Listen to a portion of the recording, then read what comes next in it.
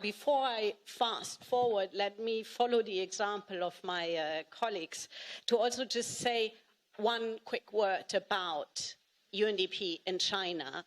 UNDP opened our offices in 1979 when the UN presence in China was established. So we just celebrated the 40 years. And I think as part of these 40 years of partnership, we've really seen the nature of partnership moving from classical technical assistance programs, training, supporting the implementation of village-based, large-scale poverty programs, to looking together with China at the next frontier of development and providing advice on those critical frontier issues such as the green economy transformation, the digitization, SDG financing, but also South-South cooperation, China as an actor on the international scene, a provider of South-South cooperation, supporting the sharing of China's lessons and achievements, but also supporting alignment of China's provision of assistance with the global agendas and the SDGs. And on a personal note, I mean, you can see from the programmatic shift how vastly China has changed. The China of '79 is obviously not at all anymore the China of 2021. And I can personally attest to that because I actually served here as a young officer in the end 90s, 2000s with UNDP, literally my first and a half type of job with UNDP. And, you know, that the China of that time and the programs that we ran in that time is literally irrecognizable. It is not the same at all. And it really goes to show how deep the transformation and how fast the change of China is over the last 4 decades.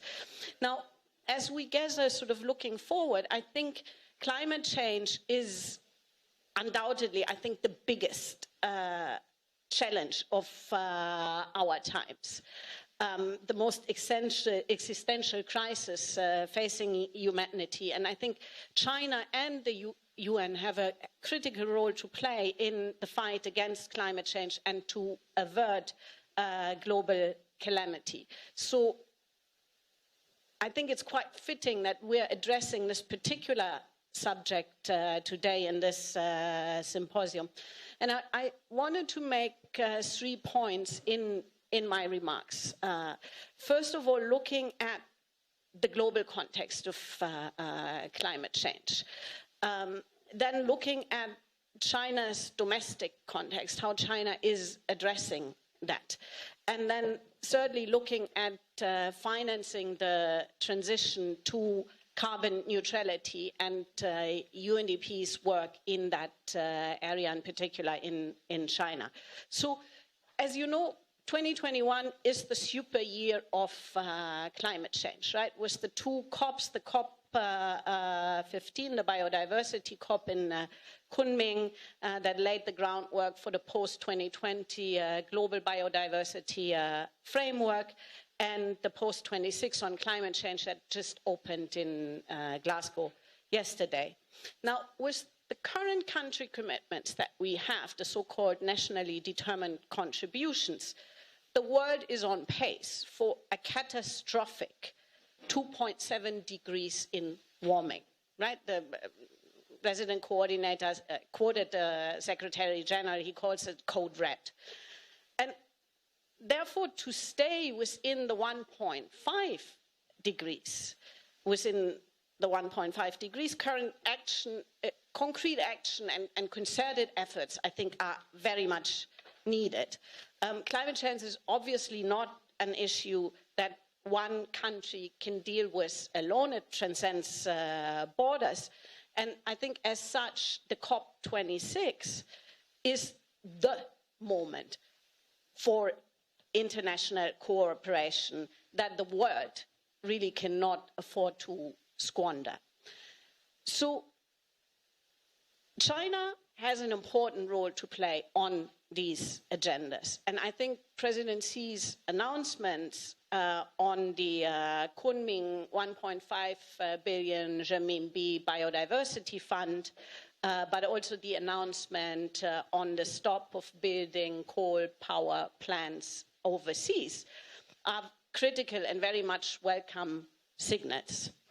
Now, in the domestic context, President Xi's 2030, 2060 pledges for carbon peaking and carbon neutrality are critical steps and very important commitments of China addressing the global climate crisis. And I think to meet these commitments, China is already in the process of taking several steps, including by issuing a series of policy documents. The 14th five-year plan includes overall commitments on addressing climate change. The guidance and the action plan that were released last week as part of the 1+N strategy offer a concrete roadmap for China to achieve the climate goals. Now, as part of this transition, transforming energy systems from fossil fuels to renewables will be crucial.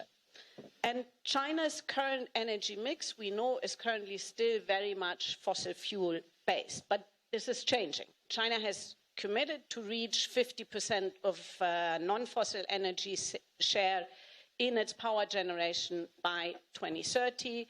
And China's low carbon economy sectors are actually benefiting from this shift. If you look at grid technology, if you look at industries and battery storage, if you look at e-vehicles, e-mobilities, and all of which China is a leader.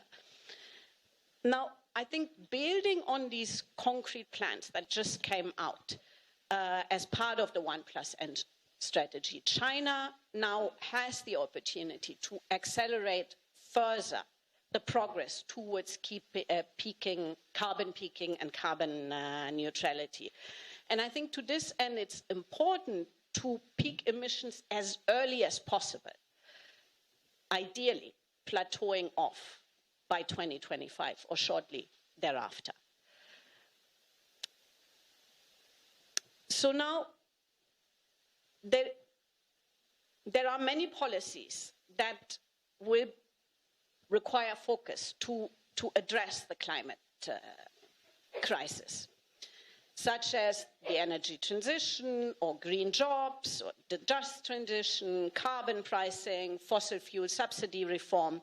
But in the interest of time, I will just focus on financing. The amount of money that is needed to be invested in addressing climate change will need to be ramped up dramatically. And that is what a lot of the conversations in Glasgow are about. To achieve zero emissions by 2050, annual global investments in clean energy and clean efficiency and energy efficiency, there is $4.4 trillion annually required to make that shift. If we look at climate finance for adaptation, we currently only we haven't met the 100 million per year that we committed to in Paris. Of the 80 million per year, there's only 21% going into adaptation, which is absolutely vital for developing countries. And so quite far off from the 50-50 ratio that Paris had committed to. For China to achieve carbon neutrality, an additional $20 trillion of investments in the energy transformation will be required between 2020 and 2050.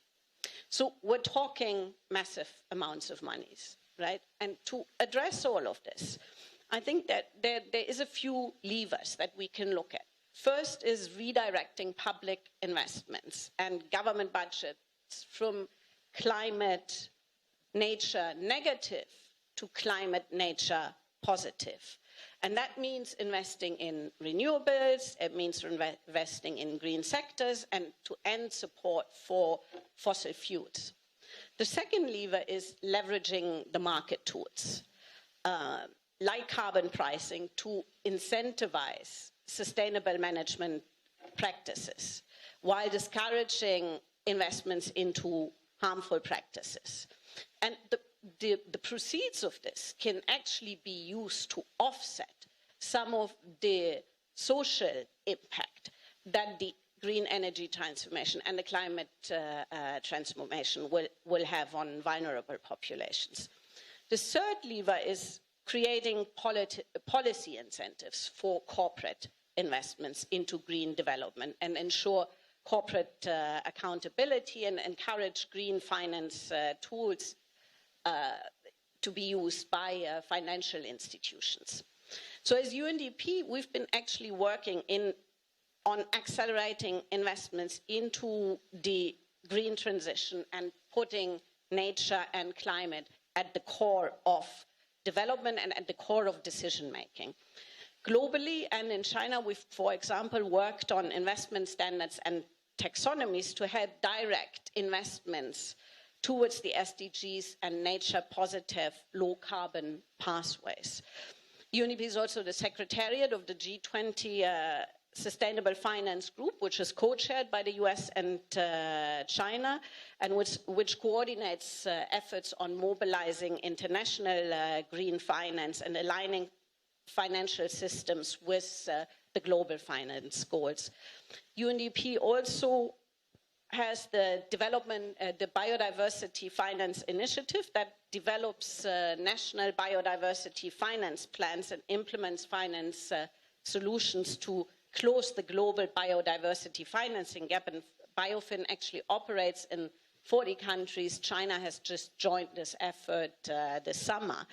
And together with the Norwegian government, UNDP supported China in the establishment of the national carbon trading market, which opened in July and is the largest emissions trading system in the world.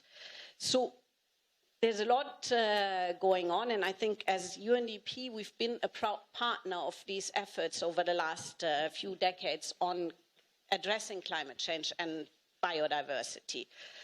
Climate change continues to be the centerpiece of our new country program, and we stand ready to continue supporting China in addressing these issues going forward, contributing to global development and to averting catastrophic climate change and biodiversity loss. Thank you.